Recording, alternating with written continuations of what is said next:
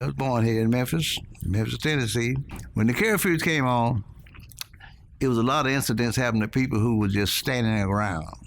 And the police would show up and they want you to move. So if you didn't move fast enough, then they beat on you. This era, due to the fact that it was just a mass thing of segregation, you just become inclined to accept it as it was, because it was a way of life. When you were doing nothing, you were doing something as far as the police was. And that's the way it was. I started playing the piano from maybe junior high, middle school or whatever, all the way to the 11th grade. I knew my dad was a violinist and a saxophonist. And I said, I want to play saxophone. So he said, okay. And I knew he had a saxophone. He kept up under the bed all the time. And so he took it and took it to the music store, and they reconditioned it, and set it up. It was just like new. See, I already could read music from playing the piano all those years. And so I got in the band in the 12th grade.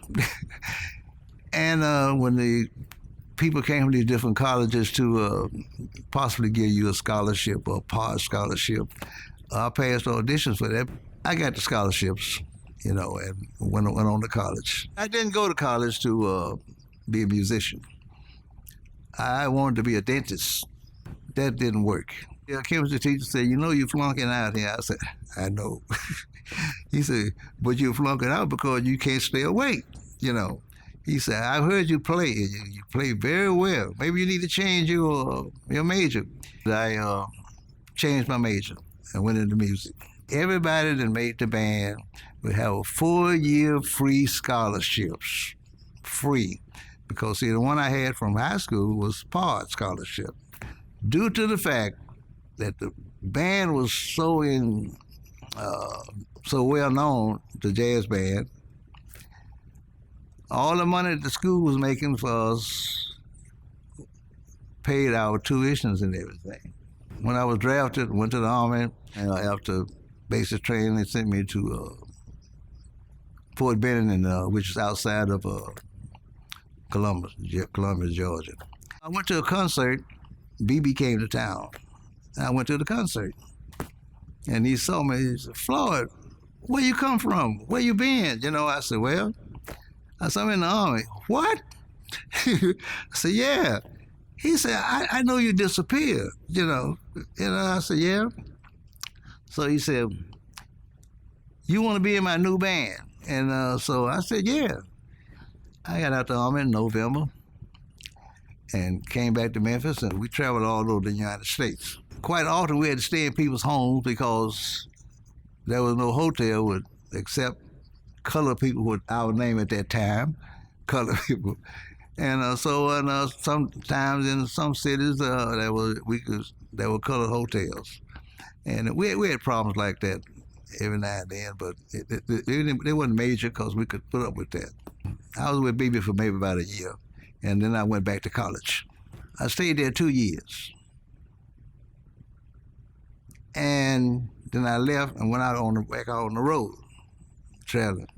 I always had a band of my own. See, I was a member of the Memphis Horns at that time, that they were sending to all these places to play. There was still a lot of segregation in Muscle Shoals. Gas stations, they wouldn't say, gas. You black, drive the car. And we came back during the curfew. They didn't want no black people, colored folks on the streets. And when we got to Corinth, it was a 4-way. It must have been 20 or 30 police came out of the sides and surrounded the car with shotguns and guns and pistols and all kind of ammo. And what are you doing out here, and this and that and this, we told, well, Charlie, he just went on and did all the talking, which was best, because all the police and people were white.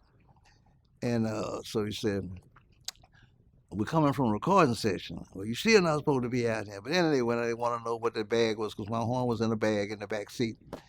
And what is that back there? It looked like maybe a weapon or something. Charlie said, no, that's his horn. And the guy said, his horn, yeah. So they said, all right. And they told us, you need to get off the street. I might have been one of the lucky ones. You know, I have so many incidents that happened to me that happened to some of my friends. Now, why, I don't know. Maybe I was in the right place at the right time, and they were in the wrong place at the wrong time. But so thank goodness for that.